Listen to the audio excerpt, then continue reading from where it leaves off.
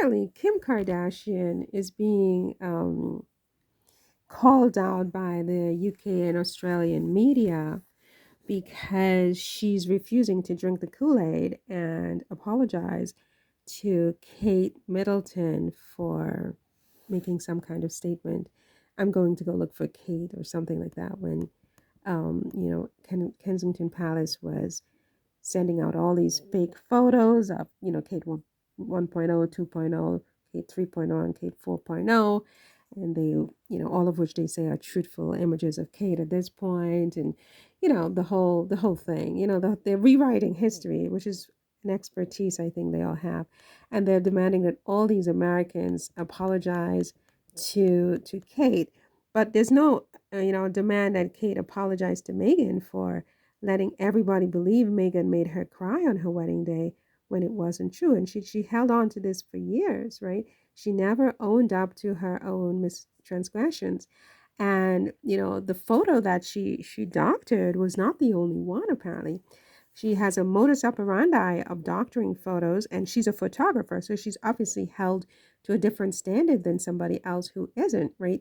So she's doctored several photographs that were sent to the international press, including one with Queen Elizabeth and her grandchildren, and the Mother's Day photo that she was supposed to update the public on her health, and some other one that she apparently doctored. She has not apologized for all that. She has not apologized for speculating about the skin color of a child who, a human person who would be her niece or nephew in law upon birth. I mean, there's so many things. She has not apologized for remaining silent when Meghan was, saying that she felt suicidal when Meghan had a miscarriage, or, the silence, the lack of support for a member of the family and another woman was, just jarring. She has not apologized for that. And we know that she can apologize because even though she has cancer, she's still at work. The New York Post has indicated she's working on her projects behind the scenes. She's always been with her laptop working. I mean, with cancer diagnoses these days, it's not a death sentence. Everybody knows that.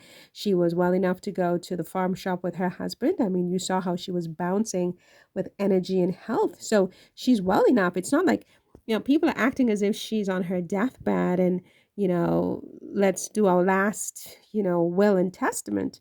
That's not at all the case. At least it's not the sense I get. I mean, this is a woman working on surprise projects. She's been working on her projects for months. She has been hiring staff. I mean, again, that farm shop trip was the topper for me.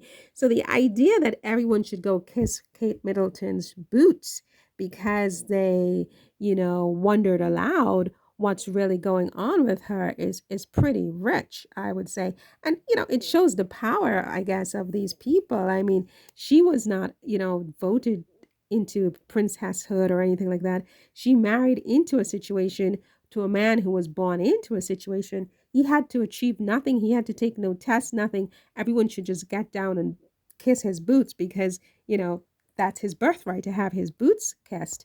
And, you make a joke and you are, public enemy number one. I mean, they're reaching across the entire globe to impose their power on people. Apologize, apologize, apologize. For what? What about their apologies? Their flat out refusal to apologize for people that they harm and continue to harm into perpetuity. Where's your apology, Kensington Palace, Prince William, Kate Middleton, talking about apologize? And so you have all these Americans like Blake Lively and Stephen Colbert. I don't think he apologized, but he certainly kissed up, didn't he? And, others coming out with these, impassioned apologies for what I don't even know. But I guess now the next one that they want, and they will bring her to her knees on the threat of what? That no more British citizen can buy her products, is Kim Kardashian. What did Kim do that Kim needs to apologize to this woman? Kim apparently said, I'm going to look for Kate Middleton. And so she must come to her knees and bow down and genuflect, even though, I mean, this one refused to even accept a free gift of Kim's, products a few years ago because she's so much better than Kim.